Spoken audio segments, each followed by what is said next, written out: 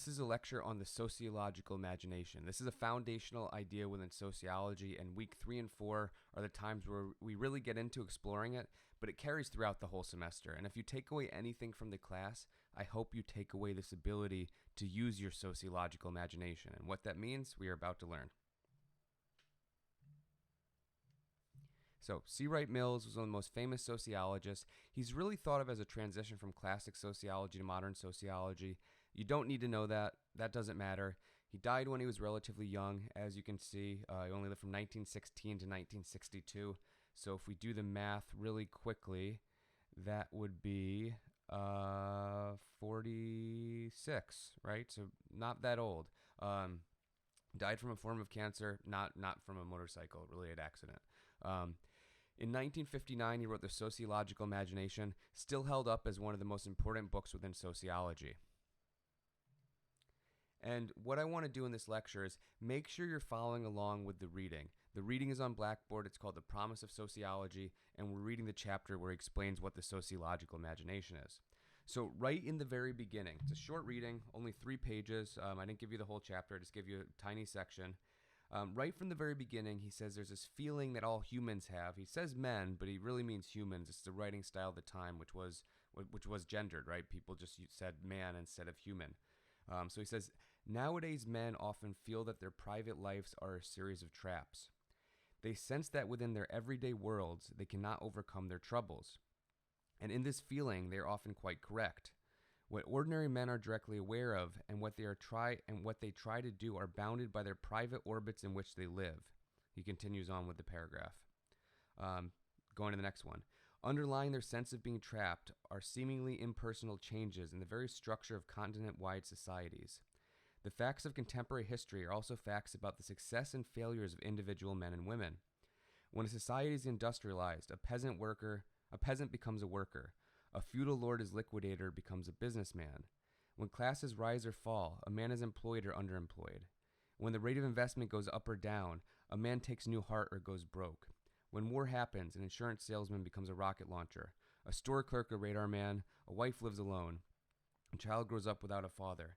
Neither the life of an individual nor the history of a society can be understood without understanding both. Let's think about what that means. First thing that's key here is why people are feeling trapped. There is some sense that people get, and I think that you're going to be able to associate that or think about your own experiences, where you have these ideas of things that you want to do or things that you should do, but you can't get there, right? There's some sort of feeling that other forces are guiding you, other forces are limiting you. So that's the first thing. You look around, you see what other people are doing, you almost see yourself as a spectator to their successes, and you become aware of the ambitions that you have, but you don't feel like you can get there, right? So there's something going on. Then he gets even bigger, right? So the first thing is we have a sense that we can't accomplish what we want. We're almost a spectator to our desires, to our goals. The next thing that happens is thinking about this bigger power of history, right? That's the point that he's making. When war happens, an insurance salesman becomes a rocket launcher. That insurance salesman had nothing to do with the war happening. War happens, they get drafted, now they have a different experience. Something large happens in society. Those, again, are powerful forces beyond our control. Think of the coronavirus. Think about all the massive changes that occur as a result. That is beyond our control. We can do little things within it, but we don't have that larger choice or power. But then he says something very important, and we have to keep an eye on this because this is going to return with the sociological imagination. Neither the life of an individual nor the history of a society can be understood without understanding both.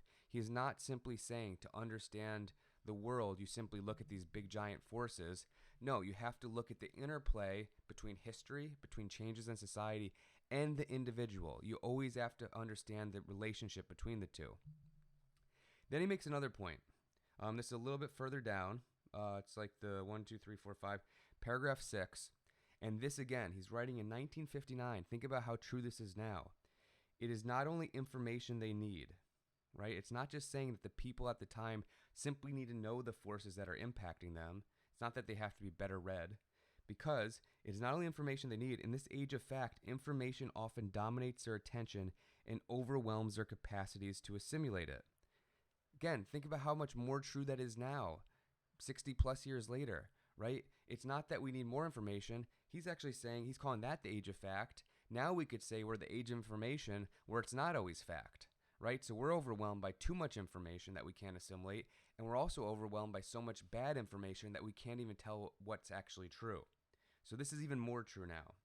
He continues, what they need and what they feel they need is a quality of mind that will help them use information to develop reason in order to achieve lucid summations of what is going on in the world and what may be happening within themselves. This is what he calls a sociological imagination. Not just knowing what information is out there, but knowing how to process the information you receive and knowing how to make connections between those larger forces and your own experiences. That's the sociological imagination. That's a fundamental goal of this class, is to build that in you. So we're actually going to skip page 2 and then return to it at the end.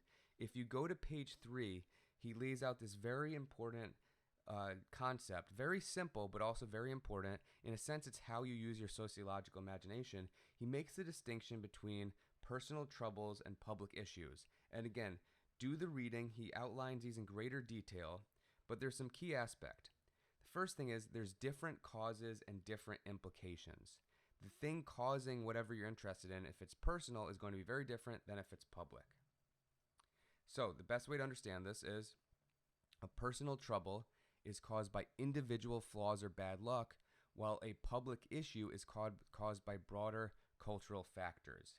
He gives us a number of examples of this, right? You could look at paragraph right below where he defines trouble and issues. In these terms, consider unemployment. When in a city of 100,000, only one man is unemployed, that is his personal trouble. And for its relief, we properly look to the character of the man, his skills, his immediate opportunity. But when in a nation of 50 million employees, 15 million men are unemployed, that is an issue, and we may not hope to find its solution within the range of opportunities open to any one individual. If I live in a town, or let's just say if I live in Rochester, and I tell my friends or family that I was fired from my job, and they simply say, okay, well, how many people got fired? And I say, no one else lost their job. It was just me. It would be fair that for them to place the responsibility on the personal, on me, and say, well, what did you do? And then I would tell my story. Maybe I wasn't right for the job. Maybe I yelled at my boss. Maybe I wasn't showing up for work. That's about me. If they ask, well, what was going on? And I say, I was working for Kodak and they just had a dramatic drop in their stocks and they had to lay off 1,000 people. Well, then suddenly it's something bigger, right? Then we say the issue is some sort of broader cultural factor. That company went under. Maybe that's because globalization. Maybe that's because there was something negative that happened, bad press related to illegal dealings with different people in power and government, which happened to Kodak. Maybe it's related to a shift in technology and people aren't buying that type of film or that type of product. So there's all these different ways to understand it. But the key is you move beyond just saying, oh, well, that was you who did that, so you have to fix it, to instead saying, oh, something bigger is happening in society. So if we want to understand it and we want to figure out how to adapt, we have to look at different place. Again, different causes, different implications. Tons of examples of this. Let's think of one that seems very personal. Mary, this person named Mary, gives birth to her first child. She has a baby, and she decides to drops her hours at her office job from full-time to part-time. Seems very personal, right? If we look at this from an individual perspective, we would simply say Mary wants more time with her baby, so now she works part-time. Completely her choice. Nothing sociological to really think about. However, we can get bigger, and this is key. It's not always issues and troubles in the case of immediate problems like losing your job, but instead understanding patterns. Is the pattern about the individual, or is it about something bigger? So we could look to broader cultural factors. We could say, hey, you know what? It looks like most new mothers scale back on their jobs to be with their babies. So something's going on. So then we start to get bigger, right? Many jobs are set up as if workers don't need time for family issues. That's put on, the pressure is on the worker to deal with that. Or we could say, maybe she's in a relationship, maybe she's in a heterosexual relationship and the father is not expected to take time off. That again shows a pattern. Who makes more money? Maybe even though she makes more money, she's still expected to be the one who stays home because they offer maternity leave at one job and they don't offer paternity leave. Very rare in the United States, very common in a number of other countries. So again, Hypothetical situation, but we start to move beyond just, oh, well, Mary wants to do something, to instead thinking about what are the forces, what is the larger historical and social factors that lead to that thing happening, different causes and different implications. There's two ways to see that something is a public issue and not a personal trouble. The first one, numbers or patterns. You simply say, how many people is this occurring? If I give a test in class and one person fails it, then I would say, one person, what did you do, right? There must have been some reason that you failed and no one else. What are the what happened to you personally, or what are your personal qualities that led to this? If it's 50% of the class that failed, well, then I'm probably to blame. Or something's happening on campus. Maybe there was some disaster and no one had a chance to study or prepare or sleep. Maybe I'm doing a bad job teaching it. This is something you should actually use to your advantage. Ask your professors. If there is a quiz question and only 2 people get it wrong, well then too bad, that's your fault. If 25% of the class gets it wrong, that question should get thrown out. It's a bad question. There's no way around it. That's not your fault. Something went wrong with the teaching. Something went wrong with the literature that was supposed to help you understand it. So the first way to understand it's public and not personal is there's numbers or patterns involved. The second thing that something is public and not personal is that institutions are involved. And I haven't yet explained what I mean by that. I'll do that in a second. It's one of those kind of vague ideas that makes a lot more sense when you see examples of it. And that's also what you're going to focus on for the in-class writing this week. So let's keep going and it will make more sense as we go. All right, so before we do that, I just want to take a moment and have you do this. I'll give you like a 1-minute pause. You can pause the video if you want. Actually, I'll give a short pause and you can pause the video while you do this. What I want you to do is think of a personal trouble. It doesn't have to be something that you experience, but great if it is. And then write it as a person-specific statement. Then what I want you to do is after you write it as a person-specific statement is rewrite it as a public issue. Basically, you are making it a general statement. Personal trouble, I don't get big raises. The real value of my salary has not been increasing. Public issue, if we look at this type of workforce, no one's getting big raises, right? Everyone's getting small raises or, salaries are not going up. Starting as something small, then going to something big, right? Different causes, different implications. First one is about me. Something's going on where I'm not getting a raise. Second one, sociologists would look and say, well, there's more going on than you being a good worker or a bad worker. It's not about your job performance. It's saying something about the economy. It's saying something about the industry. It's saying something about how society values what I'm doing, right? So start with something personal and then make it something bigger. Oh, and I should clarify because I can't remember if I made this point before. Doesn't necessarily have to be negative, right? Could be a positive thing, right? I just had the opportunity to, travel abroad for a semester. That seems like a personal thing that's pretty good. Make it public. Maybe we're living in a society where a lot more students are traveling or choosing to travel abroad or study abroad for one of their semesters. That's saying something bigger. Then as sociologists, we can start to ask why. So again, pauses for a second, make sure that makes sense, and then we'll go on. All right, so what exactly is a sociological imagination? If we go to the real definition that C. Wright Mills provides us, it's doing a few things. First, helps us see the relationship between the person, biography, self, all individual stuff, and society, history, and the world. Right? We're seeing that there's a connection between that which happens at the individual level and these bigger, giant social forces or changes. Second thing, B, distinguishes between personal and public, personal troubles and public issues. Again, that helps us understand who or where the responsibility falls. Is it about something I'm doing wrong and I need to change? Or is it about these bigger forces that I need to pay attention to? Is it something that's impacting a lot of people? Then there needs to be a larger societal shift. C, is an awareness of the social institution. It's awareness of the social institutions and social structures that affect our life. The ability to understand the interplay between agency, personal choice, and these institutions or things that arrange society that can provide opportunity or limit opportunity. All right, so what are the words we need to understand in this definition? definitely institutions, and we're going to get there like I said. Other thing that's useful, we hear a lot about society. What do we mean by society? Society, and I think you'll see this in the textbook a few times, is any relatively self-contained and self-sufficient group of human beings who are united by social relationships. There are distinct boundaries that set one society apart from another. So it's a group that has connections to each other. They're united by some sort of shared thing, cultural exchanges, any sort of relationships. We're united, and we can say this is one society, that is another society.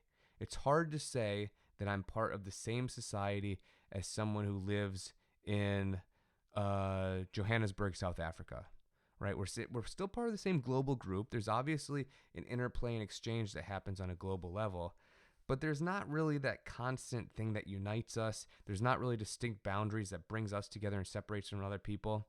We could make an argument that we're part of an American society, right? There's enough of the things that unite us and hold us together. We could set boundaries between the United States and other countries. It's complicated. It's not easy to say what a society is, but it's a concept to help us understand the world and see it. All right, so what is a social institution? This is going to be a little bit confusing at first. We're going to start out with more of a textbook definition, and then we're going to work into the examples. When I work into the examples, that is when it's going to make sense. So, social institutions are complex social forms that reproduce themselves.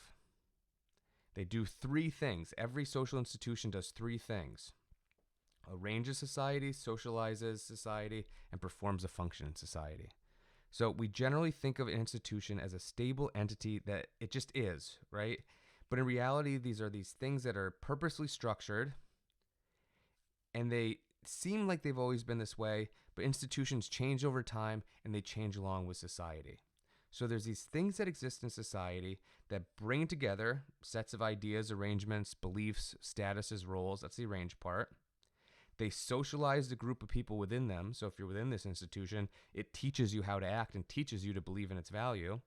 And the third thing is, it must perform some sort of valuable role or thing, because that's why it's found in virtually all human societies. So as sociologists, we generally say there's 6 major institutions. There's other institutions, but these are the main ones that we think of. 6 main institutions. First one, the economy. Implies that's a old bank on Main Street in Rochester, an old picture. Second one, family, right? These are things you can find some sort of family arrangement in every sort of human society. You can find some sort of economic arrangement. It could look different. There's not banks everywhere, right? But there's some sort of exchange of currency or goods. There's not marriage everywhere, especially a marriage that is determined by maybe religious tradition or by cultural tradition. It could vary in many different places, but there's always going to be some sort of family that exists. It could look very different. The government. Government is the third one. So this includes politics, the military, the legal system. Not every country or society has a military. Not every country or society has the same type of legal system, but there's some sort of governing or government structure. Fourth institution. Let's start over here. Religion, right? There's some sort of belief system. Now, you could say there's groups of people who don't believe in a higher power, but there's still a belief system that guides that society. Media. This is the exchange, a way that information is exchanged. Again, it could look different. It could look very different. Some places could be newspapers. Some places could be social media and online. Some places could be the town crier yelling out the news. Could look lots of different ways, but there's always going to be some way that information and knowledge is exchanged. And then the final one is education. Again, could look very different across societies, but the key is all 6 of these do this, right? It arranges how people see the world. It arranges society. It socializes us to think a certain way and believe certain things, and it performs a function. Each of these 6 institutions does that. So what I want you to do, and this is going to be the in-class writing, is we have an idea of how you know if something is a personal trouble or a public issue, right? First, look for patterns and numbers. Second, think, are there institutions involved? And now we know the 6 major institutions. So you have one supplementary reading for this week. It's really the only reading you have to do. It's by Eric Kleinenberg, one of my favorite sociologists, and he is looking at the trend of more people choosing to live alone, right? As they are in their 20s, 30s, 40s, 50s, and so on, more and more people in society are living alone. So for the in-class writing, there's a few things that I want you to do. First question, is this a private or public issue? Now, I'm going to give you a hint. It's going to be public, but I want you to tell me how we know it's public and not private. If it was private, as sociologists, we don't really care that much, right? That's the level of the individual. That's the level of agency and free will. If it's public, then we want to understand what's going on with this pattern. Why are so many people making this choice? Why does this seem like the right move to make? So first question, how do you know it's private or public? In a sense, how do we know it's public?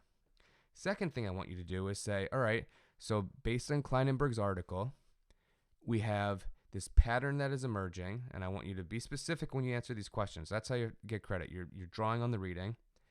Second question is, what are the different institutions involved? You don't need to tell me everyone, because really all 6 of these are involved. What I want you to tell me is 2 institutions that are involved in explaining why people are now living alone more than they were in the past, and how are those institutions how are those institutions actually involved? I'll give you an example actually to help you out. So explain what an answer would look like. Say I choose education. How is it that education could be involved in more people living alone? What changes have occurred in that institution that have affected the pattern and made it that more people are choosing to live alone? Well, one thing that we could look at is more people are going to college. Not only are more people going to college, more women are going to college, right? In the 40s and 50s, you saw a lot more men going to college and getting a degree than women. And the women who were going to college were almost expected to do that with the goal of meeting someone to marry while they were in college. That has changed drastically.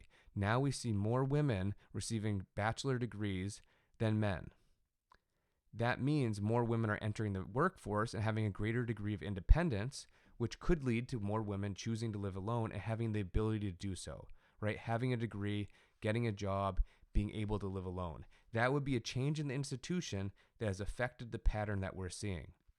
You could also look at it and say, well, people are also going to school for longer and having more debt. As you have more debt, as you go to school for longer, that's delaying marriage. That's delaying having children. When you're in debt, maybe you're working more hours. You don't feel like you can settle down, right? So those are all ways that education, if I chose that as my institution, would help us understand this phenomena. So I want you to choose one of the other 5. And again, we've got the economy, we've got family, we've got government, we've got media, and we've got religion. How are 2 of those 5 institutions involved with this trend that Eric Kleinenberg is discussing in the reading that you have to do for the week? So private or public, how do you know? What institutions are involved? Choose 2. And then the final question is, I simply want to know what you think. This is moving outside of being a sociologist in a sense and telling me your personal opinion. Is it good or bad that more people are choosing to live alone and living alone for a longer time? Is this something that concerns you? Is it something that inspires you moving forward? Just general reaction. Give me 2-3 sentences. You don't have to write a ton. So that's in-class writing for the week. That is the lecture for the week. I hope all this made sense, and we will move on to culture in week 2.